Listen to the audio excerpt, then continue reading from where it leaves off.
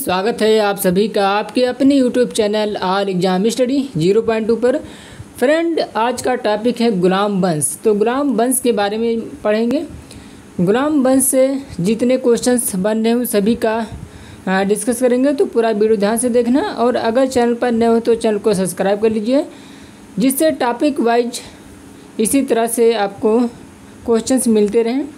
तो क्वेश्चन है कि गुलाम वंश की स्थापना कब हुई थी? तो 1206, याद रखना, गुलाम वंश की स्थापना 1206 ईस्वी में कुतुबुद्दीन ऐबक ने किया था। वह गौरी का गुलाम था। कुतुबुद्दीन ऐबक ने गुलाम वंश की स्थापना 1206 ईस्वी में कुतुबुद्दीन ऐबक ने किया, जो गौरी का गुलाम था। कुतुबुद्दीन ऐबक ने अपना राज्याभिषेक 24 जून 1206 ईस्वी को किया था। कुतुबुद्दीन ऐबक ने अपनी राजधानी लाहौर बनाई थी। कुतुबुद्दीन ऐबक की नींव कुतुबुद्दीन ऐबक ने डाली थी। कुतुब मीनार की नींव किसने डाली? तो कुतुब मीनार की नींव कुतुबुद्दीन ऐबक ने डाली थी। नेक्स्ट है कि दिल्ली का कुवल उल इस्लाम मस्जिद। तो दिल्ली का कुवल उल इस्लाम मस्जिद एवं अजमेर का 2.5 दिन का झोपड़ा नामक मस्जिद ऐबक ने किसने निर्माण कराया? तो कुतुबुद्दीन ऐबक ने इसका निर्माण करवाया था। कुतुबुद्दीन ऐबक को लाख बख्श यानी लाखों का दान देने वाला भी कहा जाता था। प्राचीन नालंदा विश्वविद्यालय को ध्वस्त करने वाला ऐबक का सहायक सेनानायक बख्तियार खिलजी था। नेक्स्ट है कि ऐबक की मृत्यु कब हुई? तो 1210 ईस्वी में चौगान खेलते समय घोड़े से गिरकर कुतुबुद्दीन ऐबक की मृत्यु हुई। इसे लाहौर में दफनाया गया। कहाँ दफनाया गया? तो लाहौर में इन्हें दफनाया गया। ऐबक का उत्तराधिकारी कौन था? तो आराम शाह हुआ, जिसने सिर्फ 8 महीने तक शासन किया।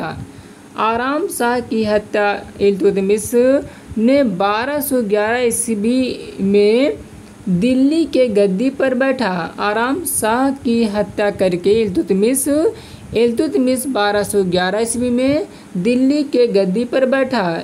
इल्तुतमिश तुर्किस्तान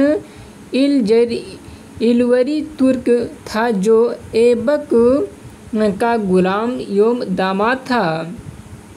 ऐबक की मृत्यु के समय बदायूं का गवर्नर था। ऐबक के मृत्यु के समय वो कहाँ का गवर्नर था? तो बदायूं का गवर्नर था। इल्तुतमिश लाहौर से राजधानी को स्थानांतरित करके कहाँ लाया? तो दिल्ली लाया।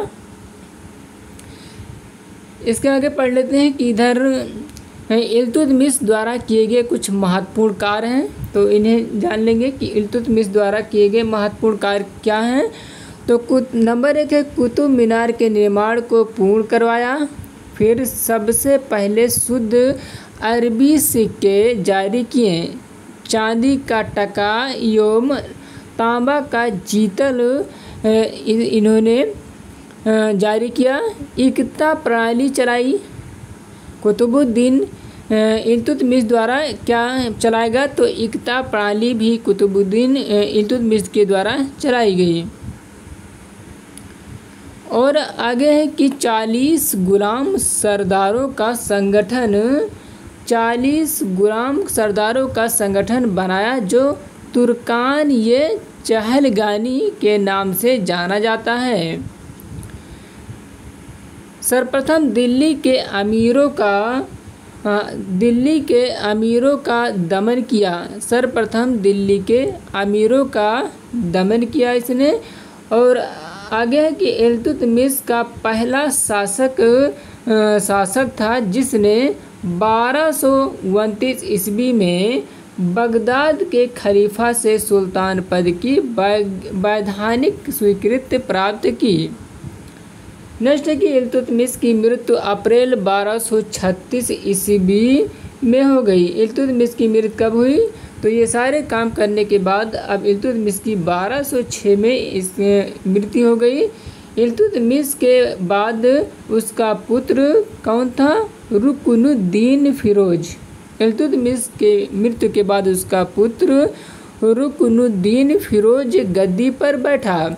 वह एक अयोग्य शासक था। इसके अल्पकालीन शासन पर उसकी मां का तुर्कान ये छाई रही। इसके अल्पकालीन शासन पर उसकी मां शाह तुर्कान छाई रही। शाह तुर्कान के अवांछित प्रभाव से परेशान होकर तुर्की अमीरों के रुकनुद्दीन को हटाकर रजिया को सिंहासन पर आसीन किया। इस प्रकार रजिया बेगम प्रथम मुस्लिम महिला थी जिसने शासन की बागडोर संभाली थी। आगे है कि रजिया ने सर्वप्रथम त्याग कर पुरुषों की तरह धोखा काबा एवं कुलाह जिसे टोपी कहते हैं पहनकर राज दरबार में खुले मुंह से जाने लगी। जो रजिया सुल्तान थी वो बिना पर्दा रजिया सुल्तान ने पर्दा प्रथा का त्याग कर दिया और वो पुरुषों की तरह धोगा काबा एवं कुलाह टोपी धोगा काबा एवं कुलाह टोपी पहनकर राज दरबार में खुले मुंह से जाने लगी। रजिया ने जमालुद्दीन याकूब को अमीर ये अखूर घोड़ा का सरदार नियुक्त किया। फिर गैर तुर्कों को सामंत बनाने के रजिया के प्रयासों से तुर्की अमीर विरुद्ध हो गए और उसे बंदी बनाकर दिल्ली की गद्दी पर मोइनुद्दीन बहराम शाह को बैठा दिया। रजिया की शादी अल्तुनिया के साथ हुई। इससे शादी करने के बाद रजिया ने पुनः गद्दी प्राप्त करने का प्रयास किया लेकिन वह असफल रही। दोबारा रजिया को गद्दी नहीं मिला, वो असफल रही। रजिया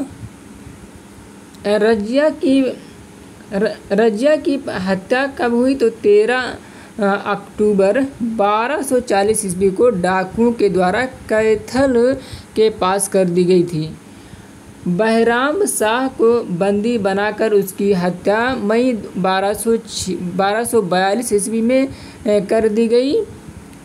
1240 को डाकुओं के द्वारा कैथल के पास कर दी गई। बहराम शाह को बंदी बनाकर उसकी हत्या कब कर दी गई तो इनकी हत्या 1242 ईस्वी में कर दी गई। फिर बहराम शाह के बाद दिल्ली की सुल्तान कौन बना तो अलाउद्दीन मसूद शाह 1242 ईस्वी में बना। जब बहराम शाह की हत्या कर दी गई तो उसके बाद क्या हुआ कि 1242 ईस्वी में कर दी गई बहराम शाह की हत्या। फिर बहराम शाह के बाद दिल्ली का सुल्तान मसूद शाह 1242 ईस्वी में बना। फिर बलबन ने षड्यंत्र के द्वारा 1246 ईस्वी में अलाउद्दीन मसूद शाह को सुल्तान के पद से हटाकर नसीरुद्दीन महमूद को सुल्तान बनाया। नसीरुद्दीन महमूद ऐसा सुल्तान था जो टोपी सीकर अपना जीवन निर्वाह करता था। बलबन ने अपनी पुत्री का विवाह नसीरुद्दीन महमूद के साथ किया। आगे है बलबन का वास्तविक नाम बहाउद्दीन था। क्या था तो बहाउद्दीन। वह इल्तुतमिश का गुलाम था। तुर्कान ये चहलगानी का विनाश बलबन ने किया। बलबन 1266 ईस्वी में गयासुद्दीन बलबन के नाम से दिल्ली की गद्दी पर बैठा। यह मंगोलों के आक्रमण से दिल्ली की रक्षा करने में सफल रहा।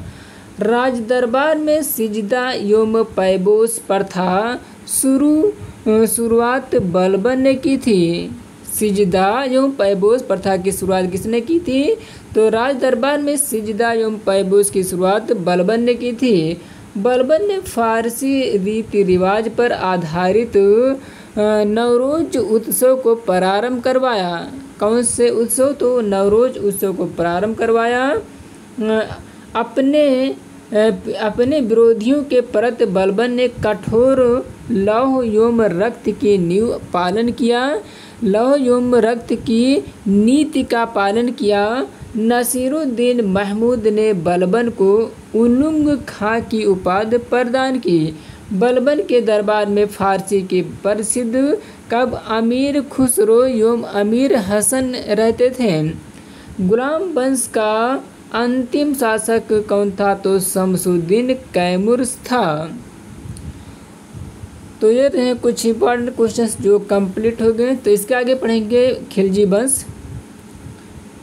तो वीडियो कैसा लगा कमेंट करके बताइए। इस वीडियो को शेयर कर दीजिए, लाइक कर दीजिए और अगर चैनल पर नए हो तो चैनल को सब्सक्राइब कर लीजिए। फिर मिलते हैं नेक्स्ट वीडियो पर। जब तक के लिए जय हिंद, वंदे मातरम। Thanks for watching.